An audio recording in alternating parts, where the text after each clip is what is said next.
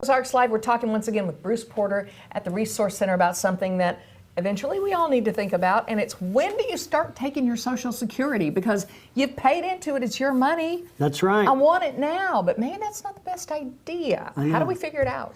That's really a great question.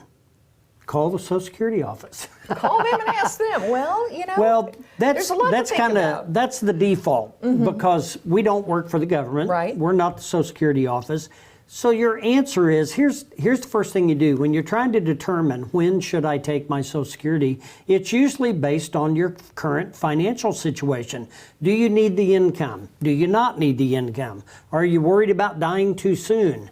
And that's usually why. Look at your health, yeah. Because anyone that is told, hey, Joy, if you take it, you can, but if you make too much money, there's going to be a $1 penalty for every $2 in earnings. Yeah. So that wouldn't make sense if you already know you're going to be above the maximum income.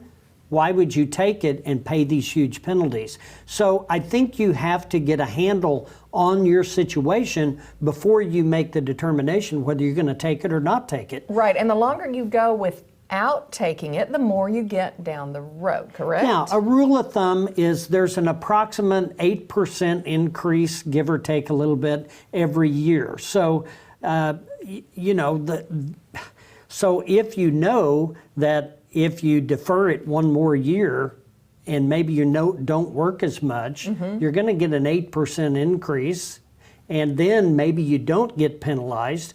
The income maximum right now is $18,240.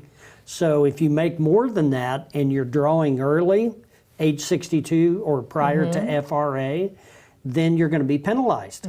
So maybe waiting a year. Have an example. Gentleman getting ready to retire, his Social Security was going to be $1,300 a month, and he needed just a little bit of extra income, so he got a part-time job. And so he called me and he said, hey, I'm going to take my Social Security and I've got this job. What do you think I should? And I said, sure. Just make sure they don't pay you more than $18,240 in a year, because if they do, you're going to be penalized. And it went through that. And he said, you know, I really don't need it. Maybe I'll wait. So we calculated if he waited 1 year. 1 year. And it went up $108 a month. His Social Security did.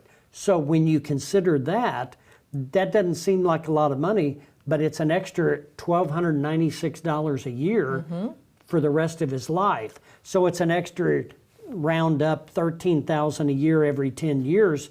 And if he lives another 20 to 25 years, that's quite a bit of money to leave on the table just because you wanted to take it early. Yeah. So now if he dies in a year, I mean, maybe you should have taken it, but we can't plan based on I'm going to die tomorrow. You can't predict the future like that. We have to, statistically, we got to play the averages, you know, 80, 85, 90. I've got more clients in their 90s than I ever have. So you got to plan for longevity based on all the medical technology. So, you know, if you're planning that way, you need to really consider your options before you just run out and take Social Security. Yeah, talk to an expert for sure, because, you know, you think you're not going to get taxed on that, and you may have interest income that you're not considering. That's right. So you probably need to talk to your tax professional, but talk to this guy. How do they reach you, Bruce? ResourceCenterInc.com, or you can call us here at the office, 882-1800. Be glad to help. All right, good advice, Bruce. Thanks. You bet.